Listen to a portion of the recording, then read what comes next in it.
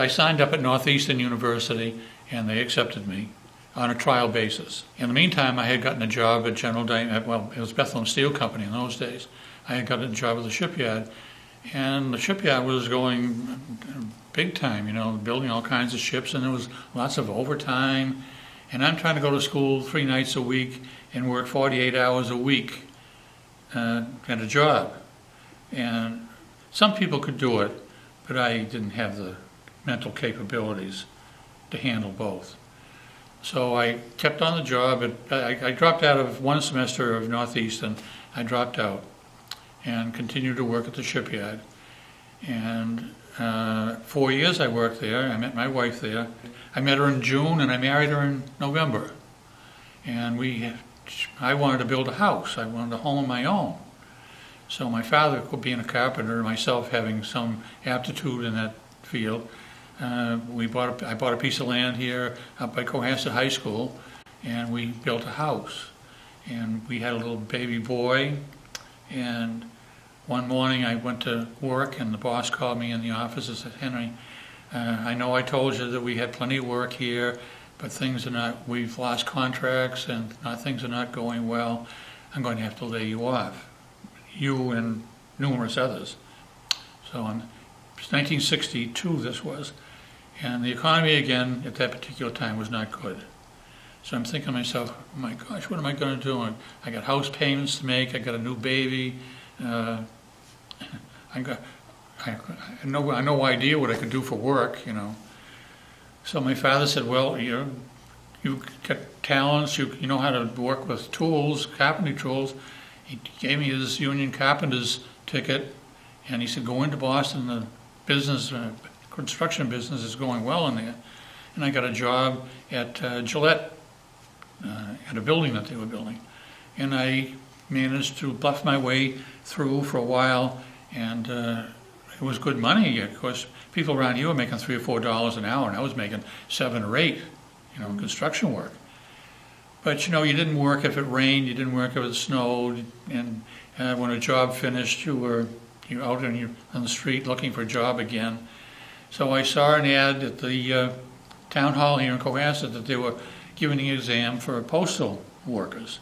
So I took the test. 13 of us from Cohasset took it, and only 3 passed, and I got the job. So that's how I was only going to take it for a short period of time until I found something else to do. And I stayed 37 years.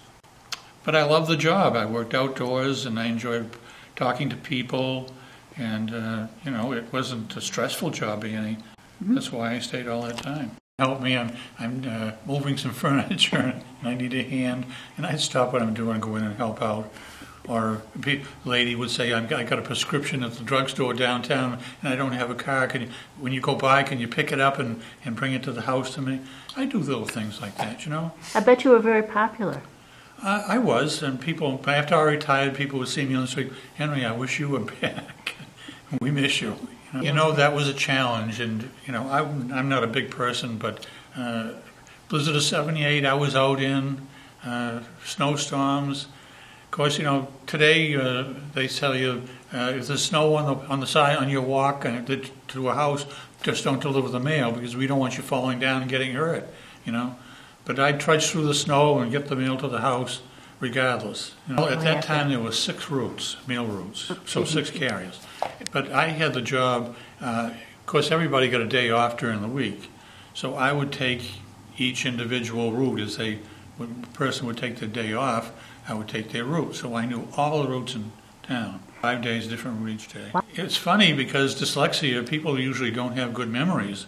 They have a hard time remembering names and numbers. But for some, I guess in dyslexia, there's all kinds, you know, of various degrees. And I had a memory for names and numbers. Socially, you know, occasionally my wife and I would be at a party or something, Christmas party or something like that. And somebody would say, gee, a friend of mine used to live down on South Main Street here in Cohasset and moved away, and I can't remember what house it was. And I'd say, yeah, that was 324 South Main Street. Now, how did you know that? Sometimes I knew the grandmothers and the children and the aunts and uncles that would come and visit. You know, I'd see mail. Of course, people wrote letters in those days. Now people don't write letters very often. I have 4 sons, I think, as I said, and they're all very, very bright. I had grandparents, grandfather that was a very brilliant architect. So the genes were there. It was just that fact that I have dyslexia. I guess I'm not patting myself on the back, but I consider myself a pretty knowledgeable and intelligent person, and I can converse with most people about anything, except brain surgery. I don't know anything about that.